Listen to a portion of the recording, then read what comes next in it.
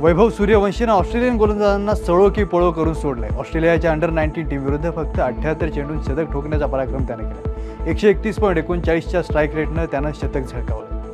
आशियाई क्रिकेट परिषदेचे अध्यक्षपद भूषवणारे पाकिस्तान क्रिकेट बोर्डाचे प्रमुख आणि मंत्री मोहसिन नकवी यांनी आशिया कप ट्रॉफी विजेत्या भारतीय क्रिकेट संघाला देण्यास नकार दिला। भारतीय कर्णधार सूर्यकुमार यादव यानं पर्सनली ACC कार्यालयातून ट्रॉफी घेऊन जावी असे निर्देश मोहसिन नकवी यांनी दिल्याची माहिती पाकिस्तानी चॅनेलद्वारे देण्यात आली।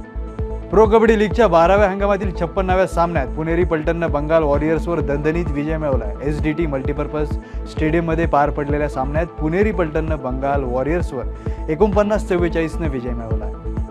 वेस्ट इंडिज विरुद्ध 2 कसोटी सामन्यांच्या मालिकेला उद्यापासून सुरुवात होणार आहे। त्याआधी भारतीय खेळाडूंनी सरावाला सुरुवात केली। 2 ऑक्टोबरपासून 2 कसोटी सामन्यांच्या मालिकेला सुरुवात होणार असून त्याआधी भारतीय खेळाडूंनी सरावाला प्राधान्य दिले।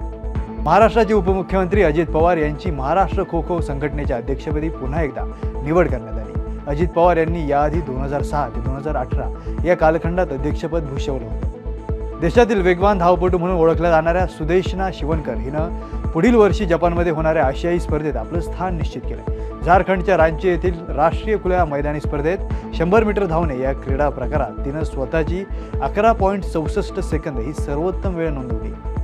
30व्या फिनेस्टा ओपन नॅशनल टेनिस चॅम्पियनशिपमध्ये दिव्या भारद्वाज आणि आकांक्षा नित्तुरे यांनी दुसऱ्या फेरीत प्रवेश केला। दिव्यानं मेन ड्रॉमध्ये क्वालिफाईंग फेरीतून प्रवेश केला असून सामन्यात 3ऱ्या क्रमांकाची पूजा इंगळे हिचा 6-3, 6-4 असा पराभव केला।